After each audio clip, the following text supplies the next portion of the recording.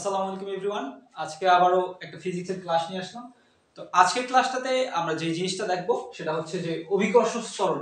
আমি ফার্স্ট ক্লাসে বলে দিয়েছিলাম যে ভূপৃষ্ঠে মুক্তভাবে পড়ন্ত কোনো বস্তু প্রতি সেকেন্ডে বেগ বৃদ্ধির হারকে অভিকর্ষ ত্বরণ বলা হয়। তো আজকে আমরা দেখব যে এই অভিকর্ষ ত্বরণটা আমরা যখন পৃথিবীর সারফেস থেকে উপরের দিকে যাব, এটা আমি যদি আর্থ ধরে নেই,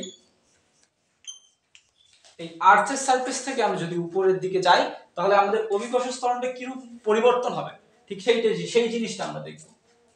তো আমরা গত ক্লাসে দেখছিলাম যে আমরা নিউটনের যে সূত্র পাই সেই সূত্র থেকে কি জি স্মল এম দেন হচ্ছে কি ডি স্কয়ার, বা এখানে তুমি আর স্কয়ার ধরে নিতে পারো ওই যে মধ্যবর্তী দূরত্বটা যদি হয়।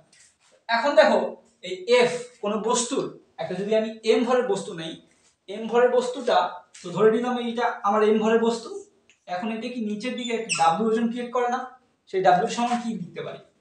ডাব্লিউ ইকুয়াল টু হচ্ছে এমজি, তাই তো? তাহলে এই এফ ইকুয়াল টু যদি আমি এইদিকে এমজি বসাই দেই আর এইদিকে আমার কি থাকলো G capital M small M N হচ্ছে আর স্কয়ার। তো দেখো তো এই স্মল এম কাটে যায় না? অবশ্যই কিন্তু যায়।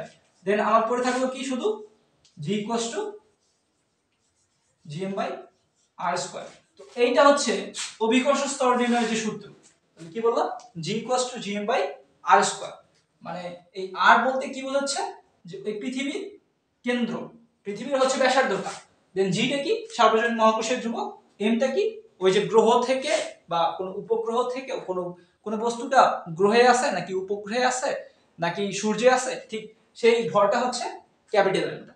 এখন দেখো আমাদের যে পৃথিবীর সারফেসটা আছে এইটা কি সারফেস। এখন এই সারফেস থেকে কোনোদিন কোনো একটা ব্যক্তি একটা ডি উচ্চতায়, কি ধরে নিলাম ডি উচ্চতায় উপরে উঠলো। আচ্ছা, এই ডি এর মানটা কিন্তু খুব ক্ষুদ্র হবে না, ডি এর মানটা একটু বেশি হবে। তো ধরে নিলাম উনি হচ্ছে 500 কিলোমিটার উপরে উঠছে। ডি সমান কত দিছি? যে 500 কিলোমিটার। 500 কিলোমিটার 1 কিলোমিটারের মধ্যে যদি থাকে তাহলে জি এর কিন্তু হচ্ছে ভ্যালুটা খুব বেশি ডিফারেন্স হয় না। 9.8 এর জায়গায় ধরো 9.79 এরকম কিছু হয়ে যায়। এখন এই ব্যক্তিটা 500 কিলোমিটার উপরে উচ্চতায় একদিন উনি উঠছেন। এখন ওই 500 কিলোমিটার উচ্চতায় ওদের অভিকর্ষ ত্বরণটা ওইখানে কত বল অনুভব করবে, ঠিক সেইটা জানতে চাইছে। এখন এটা সলভ কেমনে হবে?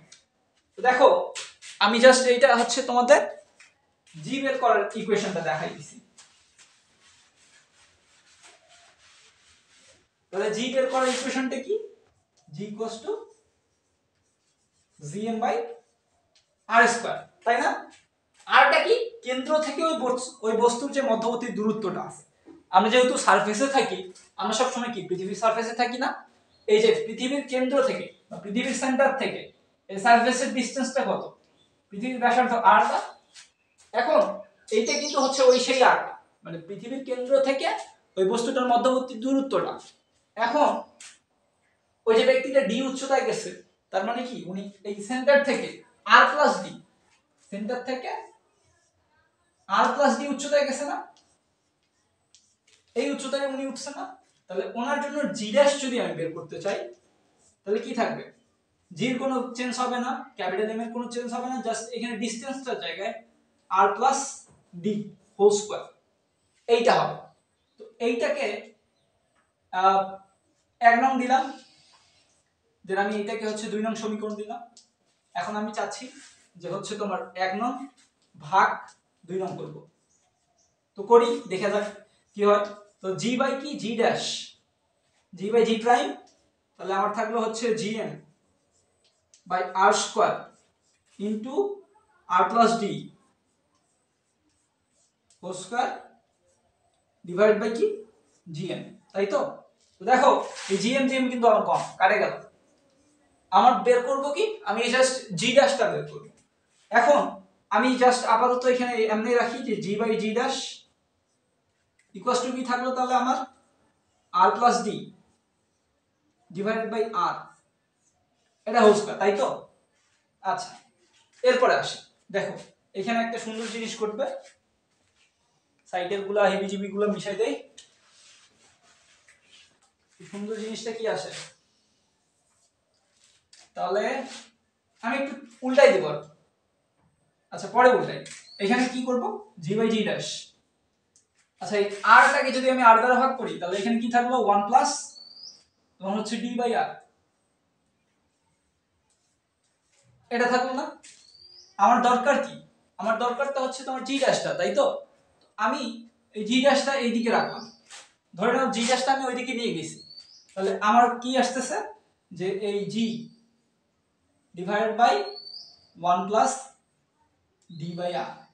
জাস্ট এই ইকুয়েশন দিয়ে তুমি জাস্ট এই ফর্মুলাটা দিয়ে যদি ক্যালকুলেশন করো, কোনো ব্যক্তি ধরো একদিন গেছে যে 1000 কিলোমিটার, মানে লক্ষ কিলোমিটার উপরে যা কোনো সমস্যা নেই, জাস্ট যদি তুমি এই ইকুয়েশন দিয়ে এই ভ্যালুগুলো বসাই দাও যে কত উচ্চতায় গেছে এবং ওই গ্রহের ব্যাসার্ধটা ঠিক কত, আর আমরা সারফেসে ভূপৃষ্ঠে হচ্ছে জি এর মানটা কত, এই যে এই তিনটে জিনিস যদি তোমার জানা থাকে, উনি কত উচ্চতায় যাক না কেন, তুমি অভিকর্ষ ত্বরণটা খুব ইজিলি বের করতে পারবে। এই ছিল হচ্ছে কোনো ব্যক্তি যদি উপরের দিকে যায়।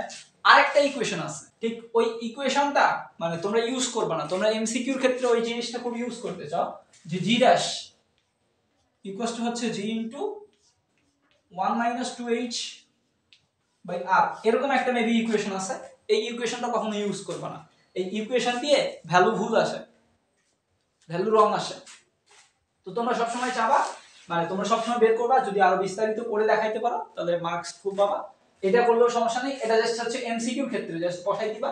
যদি সিকিউর ক্ষেত্রে বা সৃজনশীলের ক্ষেত্রে যদি এরকম কোনো আসে যে কোনো একটা ব্যক্তি উপরে গেছে, ঠিক ওই উপরে ওনার ওজনটা কত হবে, ঠিক এরকম যদি কিছু আসে তাহলে তোমরা এই জিনিসটা ব্যবহার করবা। আরেকটা জিনিস আছে যে হচ্ছে ধরো পৃথিবীতে ওনার ওজন, পৃথিবীতে ওনার ওজন ধরে নিলাম হচ্ছে 98 নিউটন, 98 নিউটন, এরকম একটা সিকিউ আছে মেবি যে পৃথিবীতে তার ওজনটা হচ্ছে 98 নিউটন, তাহলে চাঁদে তার ওজনটা কত হবে, চাঁদে তার ওজনটা কত হবে।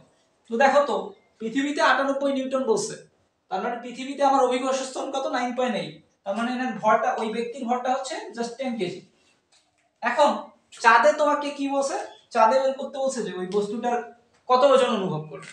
এখন চাঁদে জাস্ট ডিফারেন্সটা হবে তোমার যে অভিকর্ষ ত্বরণ আছে, ঠিক জাস্ট এইটা। তাহলে তোমাকে প্রথম কাজ হচ্ছে তোমার এই জিটা নির্ণয় করা, দেন হচ্ছে জি প্রাইম নির্ণয় করা, দেন তুমি জাস্ট ওই এফ ইকুয়ালস টু হচ্ছে এমজি বসাই দিবা। চাঁদে কি কখনো কোনো ওই বস্তুর ভরের পরিবর্তন হবে, ভর কি কখনো পরিবর্তন হয়, ভর কিন্তু পরিবর্তন হয় না, ভর জাস্ট 10 কেজি আছে। ওই বস্তুটাকে যদি তুমি নেপচুন গ্রহে নিয়ে যাও, ওই বস্তুটাকে যদি তুমি বৃহস্পতি গ্রহে নিয়ে যাও, ওই বস্তুর ভর জাস্ট 10 কেজি থাকবে, 10 কেজি থেকে আর 11 কেজি হবে না। বাট ওই বস্তুটা যদি তুমি ওজনটা বের করতে চাও, ওই বস্তুর যদি তুমি নেপচুনে ওজন বের করতে চাও, ওই বস্তু যদি তুমি বৃহস্পতি গ্রহে ওজন বের করতে চাও, তাহলে জাস্ট এই ওজনের ডিফারেন্সটা হবে। আশা করি আজকের এই কনসেপ্টটা বোঝা গেছে। তো ধন্যবাদ সকলকে এতক্ষণ সাথে আমার সাথে যা যুক্ত ছিলেন এবং ভিডিওটি দেখছিলেন, ধন্যবাদ। আজকে এ পর্যন্তই, আল্লাহ হাফেজ।